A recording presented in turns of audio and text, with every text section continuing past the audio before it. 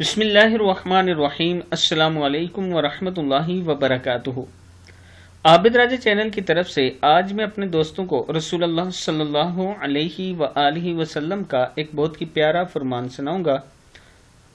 اس فرمان میں ایک دعا ہے، آپ وہ پڑھا کریں، تمام امراض کا یہ روحانی علاج ہے۔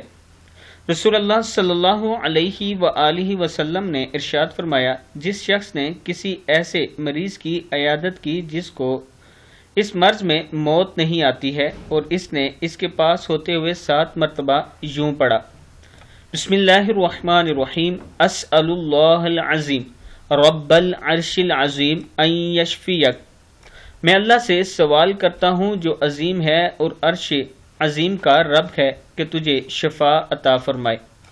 تو اللہ تعالیٰ اسے ضرور اس مرض سے شفا یاب فرمائیں گے۔ کتاب کا حوالہ یہ نیچے موجود ہے، آپ دیکھ سکتے ہیں۔ السلام علیکم ورحمۃ اللہ وبرکاتہ۔